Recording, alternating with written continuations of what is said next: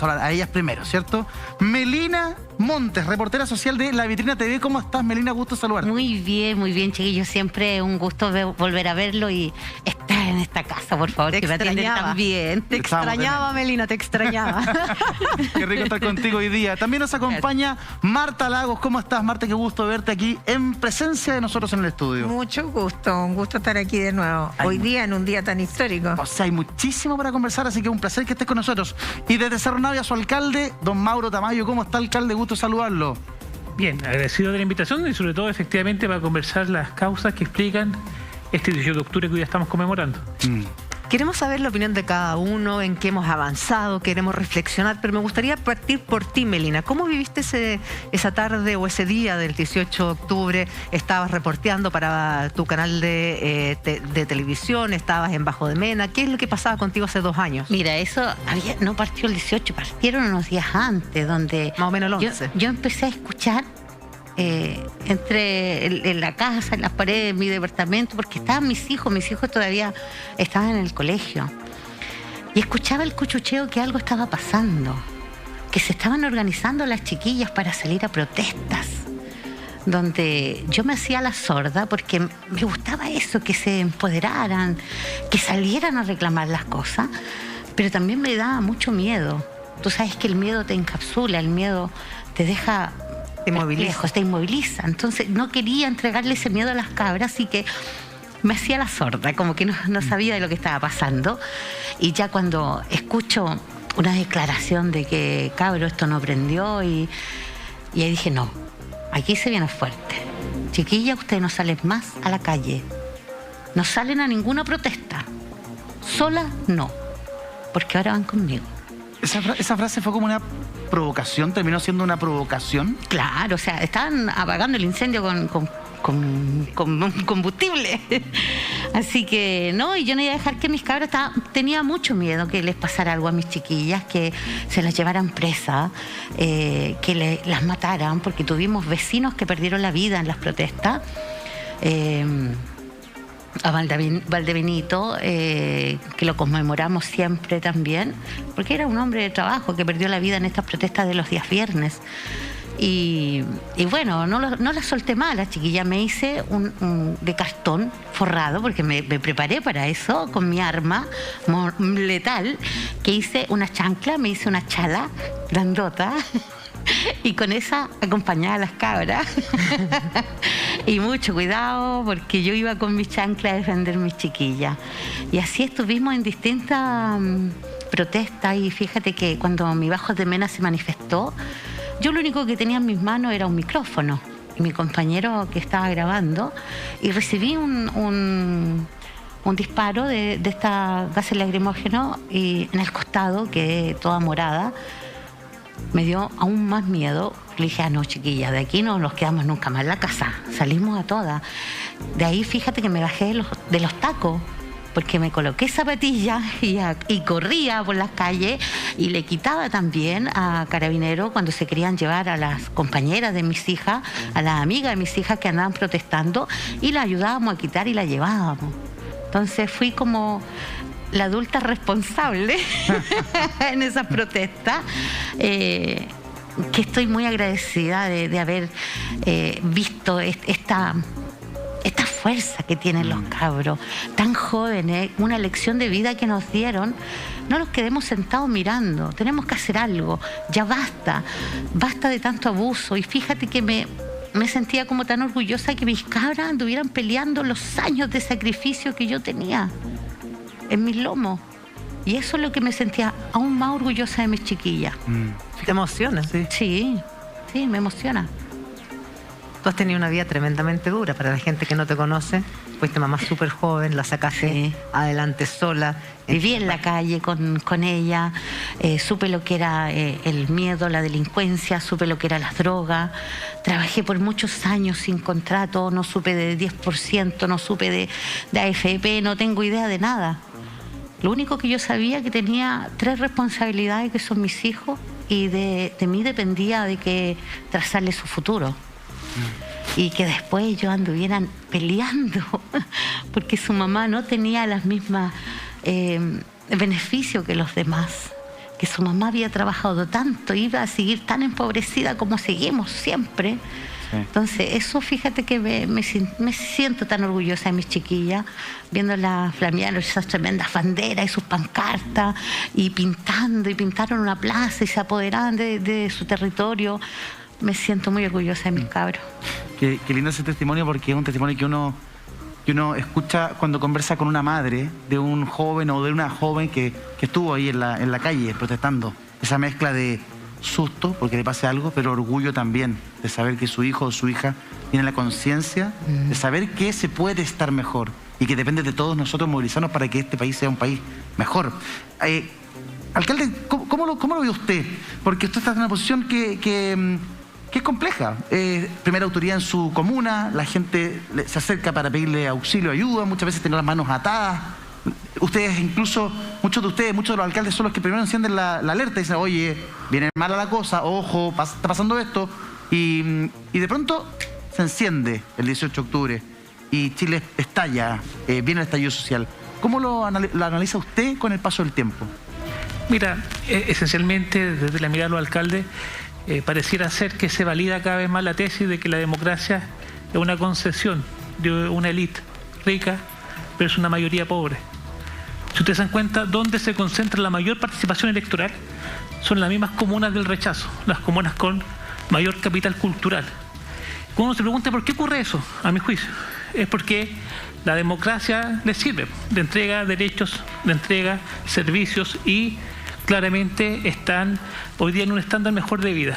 Hay desigualdades profundas que viven los vecinos de Bajo de Mena, también los vecinos de Cerro Navia, porque un ciudadano en Vitacura vale para el Estado 10 veces más que un vecino en Cerro Navia. Entonces, desigualdades claras y evidentes. Segundo, en esta difícil transición democrática es que hemos tenido una clase política que no ha querido escuchar y ver la realidad, que se ha opuesto tenazmente a cualquier mejora sustancial en la vida de las personas, y a todo nivel. Y si esto lo acompañamos de corrupción, el caso, por ejemplo, del alcalde de San Ramón, que ha sido tan bullado, el alcalde de Vitacura, para poner dos extremos, podríamos nombrar muchos más, pero también en el Estado, pierde el sentido de pertenencia al Estado, no está en mi servicio, está a su servicio. Y tercero, evidentemente, los abusos. Cada 2 a 3 años aparece un nuevo caso de colusión. 2012, la Corte Suprema ratifica la sentencia por las farmacias, la colusión de las farmacias. Después, el 2015, los pollos. Después, el 2007, son sancionados el papel Tissú, el papel confort, ¿se acuerdan? Sí. 2019, sancionada SMU, Walmart. Hoy día, 2021, el gas. ¿Cuándo aparece la colusión de las ISAPRES? ¿Cuándo aparece la colusión de las inmobiliarias? ¿Cómo un departamento de 40 metros cuadrados vale 120 millones de pesos en cualquier lado? ¿Cuándo aparecen todas estas colusiones que hoy día están afectando a la vida, los abusos? Entonces, la única válvula de escape, al ver un sistema democrático que hace agua por todas partes, al ver falta de representatividad en esta crisis que estamos viviendo, es claramente este estallido. Y se ejerce con violencia por la humillación que han vivido millones de personas durante tantos años. Hoy día es verdad el diagnóstico que usted señala, alcalde. Hoy día, en esta primera etapa, estamos haciendo una especie de ejercicio de memoria y de recuerdo. Yo tengo la sensación de que hubo pantallazos de imágenes. Yo recuerdo haber estado viendo las redes sociales y la televisión y de repente veo el edificio de Enel en llamas. Dije, cresta, esta cuestión de verdad, esto viene muy, muy mal, esto no va a parar. Usted como autoridad, ¿cómo se ve ahí? Porque usted está en una posición distinta, usted tiene contacto con carabineros, tiene contacto con las juntas de vecinos. ¿Cómo recuerda este instante? Mira, exactamente... A las 9 de la noche. El 18 era... Para que vean esta desconexión, incluso entre autoridades. Había organizado en Cerro Navia, en Mapocho con Huelen, el corazón de Cerro Navia, pero también el corazón de las protestas, una actividad cultural gigantesca. Entonces yo temprano, por la información que habíamos recibido los vecinos, le digo, por favor, saquen todo eso, cancelen la actividad. No hubo caso, estuve hablando con la Ceremi, con la intendente en su momento, Carla Rovilar, por favor. Y no quisieron sacarlo. Entonces, ¿no quisieron cancelar la actividad cultural? No, entonces finalmente se hace y esos mismos elementos fueron ocupados para hacer barricadas.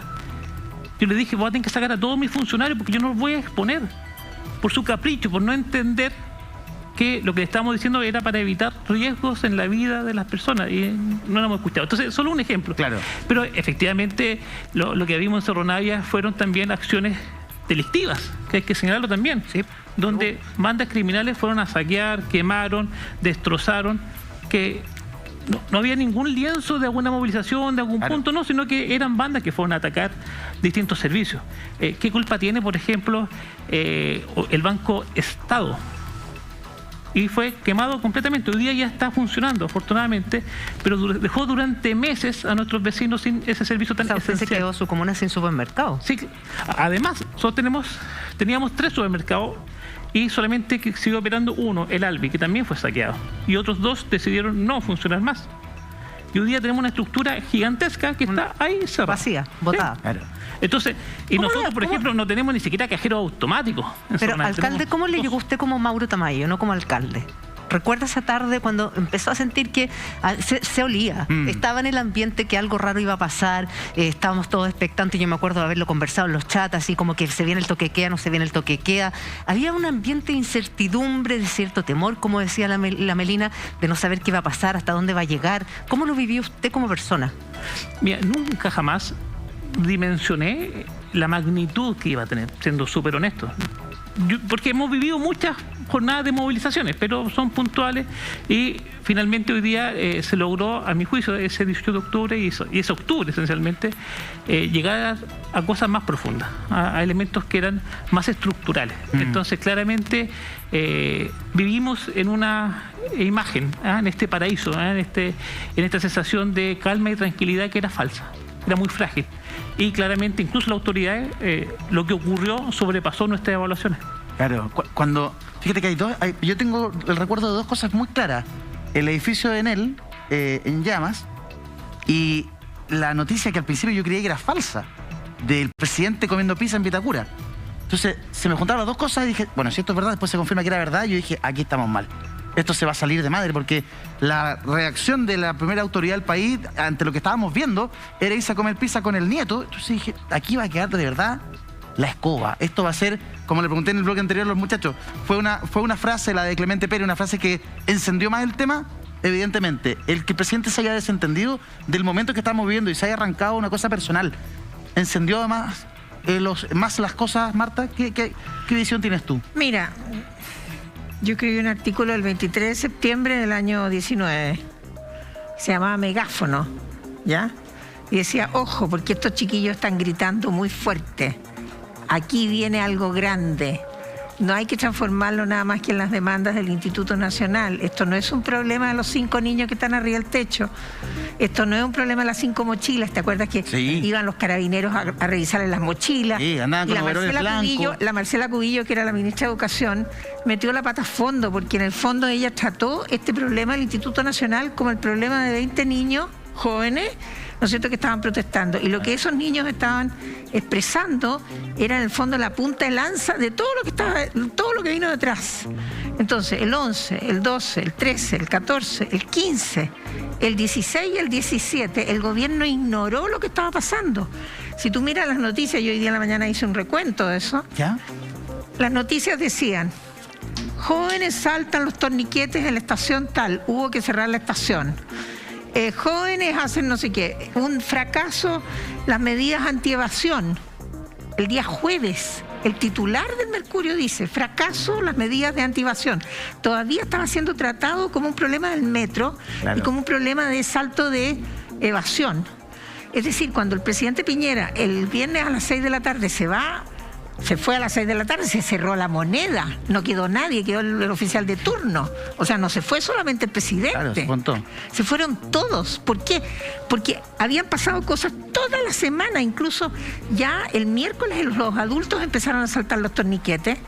Ya la Sí, cosa se estaba ya no era transformando en una solamente cosa estudiantes. distinta. El día Claro. jueves fue un día bastante violento, se cerraron varias estaciones de metro. O sea, cuando llega el día 18, era porque había chipe libre. Es decir, el Estado no hizo nada. Entre el 11 y el 18 dejaron que sucedieran todas las cosas que tenían que suceder. Entonces, todos estos jóvenes que usted misma dice, ¿no es cierto?, que iban a hacer otra cosa, a vandalizar, a saquear y qué sé yo, bueno, sintieron que les estaban dando la cosa en bandeja y salieron los que iban a protestar y los que iban a destruir. Pero el jueves, el miércoles, el martes y el lunes, ¿no es cierto?, habían tenido chip libre y no había habido ninguna señal de parte del gobierno de que esto era una cuestión que ya no era el problema del Instituto Nacional ni de unos jóvenes que querían saltarse los torniquetes, era una cosa distinta. Entonces, me parece que la no lectura, la incapacidad de entender a la sociedad chilena fue lo que terminó produciendo el 18 de octubre, porque si el Estaban completamente desconectados. Si el Estado reacciona el primer día, te fijas, y se da cuenta de lo que está pasando, entonces, bueno, a lo mejor la semana no habría sido una escalada. Esto fue una preparación de violencia que empezó a poquitito, un poquitito más, y de repente, por supuesto, que los jóvenes organizados, en la época mía, la época de la UP, existían los chicos malos. Los chicos malos existen en todas partes, que eran grupos de gente que se dedicaban a hacer barricadas, que se dedicaban a interrumpir el tráfico, que incluso eran contratados por distintas organizaciones. Oye, llámate a los chicos malos de por allá para que hagan esto, para que hagan lo otro. Perdón, la moneda tiene que haber sabido eso, si lo sé yo, ¿cómo no van a saber la moneda? Bueno, todo eso lo ignoraron. Entonces aquí hay yo diría, una negligencia brutal del Estado. El Estado dejó de funcionar esa semana. Y por lo tanto el 18 de octubre, o sea, los destrozos del metro vienen como consecuencia de la ausencia del Estado. ¿Ah? O sea, no solo de la protesta, por supuesto la protesta es lo que lo produjo, pero la ausencia del Estado es lo que permite que eso suceda. Tú te das cuenta que estamos a 2 años. ¿Dónde están los que quemaron el metro? ¿Cuántas personas hay con prisión preventiva y no se sabe quiénes hicieron los destrozos? Ni si son inocentes. Falla la justicia, no. falla el Estado y tenemos un montón de gente, no sé cuántos son a estas alturas porque los números que se dan son bien contradictorios, de personas que fueron detenidas, que no se sabe por qué están detenidas, porque no tienen acusaciones. Porque, claro. Entonces, me parece que cuando se dice, entre comillas, ¿no es cierto?, que hay que rechazar la violencia, yo digo, bueno, en primer lugar, por supuesto que hay que rechazar la violencia. ¿Quién está a favor? Nadie puede estar a favor de la violencia. Pero, un momentito, si usted se dedica nada más que a ver las causas, las consecuencias y no las causas, no la va a poder nunca abordar la violencia. Tal cual. Entonces me parece que ahí hay una lectura muy antojadiza de parte de mucha gente que lee el 18 de octubre como una explosión, digamos, espontánea. No, fue espontánea, por supuesto. La protesta es espontánea, pero la destrucción no fue espontánea, eso se fue preparando. Así los saqueos y las destrucciones de los supermercados en la periferia de Santiago, eso tiene que ver con el narcotráfico, tiene que ver con el crimen organizado, tiene que ver con los chicos malos. Y cuando un gobierno no tiene inteligencia, bueno, eso es lo que pasa. Entonces le vienen a echar la culpa a los que protestan, a sus hijos, a los míos. Hasta mis nietos de 2 años salieron a protestar. Le vienen a echar la culpa por lo que hace un grupo que es muy distinto. Me parece que ahí hay un aprovechamiento también. Hubo un intento también de criminalizar, no siendo más proactivo por parte del Estado, efectivamente, no tomando detenidos a quienes tenía que tomar detenidos, a quienes estaban saqueando, a quienes estaban cometiendo delitos, porque de alguna manera se siembra un manto de duda en todos los manifestantes. Y la mayor parte, si es que no la mayoría, 100%, era gente que estaba hasta acá y quería manifestarse, no quería hacer desmanes ni mucho menos.